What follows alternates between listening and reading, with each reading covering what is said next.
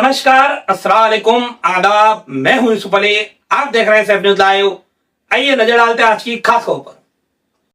दोस्तों, विरार में परसों देर रात जो घटना घटी, विरार के अरनाला नवापुर क्षेत्र में एक रिसोर्ट 7C नाम के रिसोर्ट में जो घटना घटी, वहां रिसोर्ट के बाहर रिक्शा चालकों से हुई मारपीट के दौरान ठाणे के शिवसेना नेता की मौत हुई। उस मामले ने कितना तूल पकड़ा है वो आप सभी ने खबरों में देखा है। इस मामले में आज जो ताजा अपडेट है वो अपडेट कुछ ऐसी है कि कल रात देर रात तक पुलिस ने मामले में 11 आरोपियों को गिरफ्तार किया और इन 11 आरोपियों को आज दोपहर में वसई कोर्ट में पेश किया गया, जहां से वसई कोर्ट में माननीय न्यायालय ने इनको 4 अगस्त तक के लिए पुलिस कस्टडी में भेज दिया। तो ये तो अपडेट है इन आरोपियों को पकड़े जाने के बारे में। इस पर क्या कुछ कहा आरोपियों के वकील ने और क्या कुछ कहा जांच अधिकारी ने, वो आप वीडियो में आगे देखेंगे। लेकिन इस पूरे मामले में जो घटनाक्रम हुआ वो आपने देखा है, आपने सुना है। हम लोग ने 11 आरोपी अरेस्ट किए हैं अभी तक और इन्वेस्टिगेशन चालू है। वो आरोपी को हम लोग ने आज माननीय न्यायालय अरेस्ट करके आज माननीय न्यायालय को उनके सामने उनको हाजिर किया। तभी माननीय न्यायालय ने पुलिस, आरोपी का वकील और सरकारी वकील तीनों का सुना और उसकी वजह से उन्होंने 4 तारीख तक पीसी दिया है। हे सगळे प्रकरण जे संपूर्ण जो केस है ये पूरा झूठी केस है। फिर भी पुलिस ने आज सभी आरोपियों को 11 आरोपी थे जिसमें 11 आरोपियों को कोर्ट के सामने पेश किया और माननीय न्यायालय ने उनको 4 तक पुलिस कस्टडी दिया है। पुलिस वालों ने 7 दिन की कस्टडी मांगा था, माननीय न्यायालय ने उनको सिर्फ 4 तक की कस्टडी दिया, 5 दिन की कस्टडी दिया हुआ। आप किसके वकील हैं? हम और फरगोस, एडवोकेट फरगोस, सब दोनों मिलकर के हम 11 के वकील हैं। क्या आर्गुमेंट हो गया? आपका क्या कहना है कि मेरा ऐसा कहना है कि तो पूरी केस ही झूठी है। 302 का पुराना 302 का अगर आप पुराने सेक्शन पे हम जाएंगे 302 और अभी का 103 सेक्शन जो लगा है पूरी तरह से निराधार है। उसको इसी प्रकार की कोई केस ही बनती नहीं, क्योंकि जो भी प्रोवोकेशन हुआ था, जैसा कि पब्लिक डोमेन में अवेलेबल है आज के टाइम, झगड़ा घटना क्या है और कैसे थी, पूरा सीसीटीवी में रिकॉर्डेड पूरा प्रोसेस है। फिर भी पुलिस का कहना है कि इन्वेस्टिगेशन के लिए हमको टाइम चाहिए ये सब चीज को सुनते हुए सामने। क्या आपको लगता है कि पुलिस इसमें दबाव में है? वो तो हम नहीं बोल सकते इसमें। तो संक्षेप में बताऊं तो घटनाक्रम कुछ ऐसा है कि रविवार को यह घटना घटित होती है। रविवार को मिलिंद मोरे, जो कि पूर्व शहर प्रमुख थे ठाणे के शिवसेना नेता, वो अपने परिवार के साथ विरार इस रिसोर्ट में आए थे और शाम को जाने के समय वहां से गुजरती एक रिक्शा से इनके परिवार के किसी सदस्य को ठोकर लगी। उसके बाद में रिक्शा चालक में और इनमें कहासुनी हुई, कहासुनी मारपीट में बदल गई। रिक्शा चालक क्योंकि वही अरनाला गांव आसपास के गांव का ही था, तो उसने गांव से और भी लोगों को बुलाया और वो लोगों ने आकर इन लोगों के ऊपर हमला किया, इनके साथ मारपीट की। उस दौरान वहां बैठे मिलिंद मोरे, जो कि पहले से हार्ट पेशेंट है, उनको हार्ट अटैक आया और उनकी दर्दनाक मौत हो गई। जब उनकी मौत हुई, मामला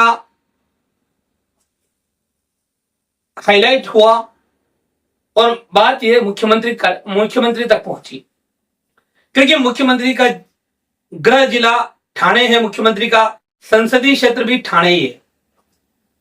मुख्यमंत्री तक बात पहुंची। मुख्यमंत्री खुद संवेदना जताने जो दिवंगत शिवसेना नेता है उनके घर पहुंचे। उसके बाद मुख्यमंत्री ने जो वहां से एक आदेश दिया और उस आदेश के बाद क्या कुछ हो गया चंद घंटों में, इसकी शायद किसी ने ही कल्पना कभी नहीं की होगी। मुख्यमंत्री एकनाथ शिंदे ने वहां से महसूल प्रशासन या महानगर पालिका प्रशासन को आदेश दिया कि इस 7C रिसोर्ट जो है उस पर तोड़क कार्यवाही अंजाम दी जाए और इसके पहले के फोटो और बाद के फोटो, कार्यवाही के बाद के फोटो मुझे भेजे जाए। तो चूंकि मुख्यमंत्री का आदेश था, महसूल विभाग हो या महानगर पालिका आदेश की अवहेलना कैसे करते। उन्होंने आओ देखा ना ताओ, जब एक मुख्यमंत्री का आदेश हुआ तो किसी नोटिस की भी जरूरत नहीं है, ये दिखाते हुए आओ देखा ना ताओ कल दिन भर बल्कि देर रात तक कार्यवाही करते हुए उस 7C बीच रिसोर्ट का नामो निशान मिटा दिया। यहां तक तो ठीक है, यहां तक ठीक इसके लिए है कि 7C रिसोर्ट को जो वहां तोड़ा गया तो यह बताकर तोड़ा गया कि वो अनाधिकृत है और अनाधिकृत बांधकाम पर तोड़क कार्यवाही हुई, वो एक मायने में गलत नहीं है। लेकिन यहां कार्यवाही पर सवाल नहीं उठकर मंशा पर जरूर सवाल उठते हैं। मंशा पर सवाल यह है कि क्या मुख्यमंत्री जी इतने संजीदा है? क्या हर एक मामले में मुख्यमंत्री इस तरह से आदेश देते हैं? क्या हर बार महानगर पालिका या महसूल प्रशासन मुख्यमंत्री के आदेश की पालना करता है? यह सब सवाल है। अब हमने यह सवाल उठाए तो उसके पीछे के कारण भी आपको बता दूं। बीते चंद महीनों में वसई विरार अंतर्गत रिसोर्ट के स्विमिंग पूल में डूबने से, अलग अलग रिसोर्ट में स्विमिंग पूल में डूबने से कुछ बच्चों की जान जाने की खबरें सामने आ चुकी है। वो खबरें सामने आने के बावजूद उन रिसोर्ट को तोड़ा जाना तो दूर की बात, उस मामले में भी दोषी के खिलाफ कार्यवाही नहीं होकर मामले को हर बार दबा दिया गया है। लेकिन यहां इस मामले में कार्यवाही हुई और जबकि इस मामले में अभी तक यह भी साफ नहीं हुआ है कि इस पूरी मारामारी में जिसमें वो शिवसेना नेता की मौत हुई है, क्या रिसोर्ट की भूमिका थी, यह अभी तक स्पष्ट नहीं हो पाया है। तो सवाल तो बनता है, इल्लीगल पर कार्यवाही की बात है तो इल्लीगल पूरा पट्टा ही समुद्री किनारा इल्लीगल रिसोर्ट से भरा हुआ है। तो कल जब इल्लीगल रिसोर्ट पर तोड़क कार्यवाही शुरू हुई तो बाकी के रिसोर्ट क्यों छोड़ दिए गए? हालांकि प्रशासन यह कहता है कि इन रिसोर्ट्स के ऊपर भी कार्यवाही होने वाली है।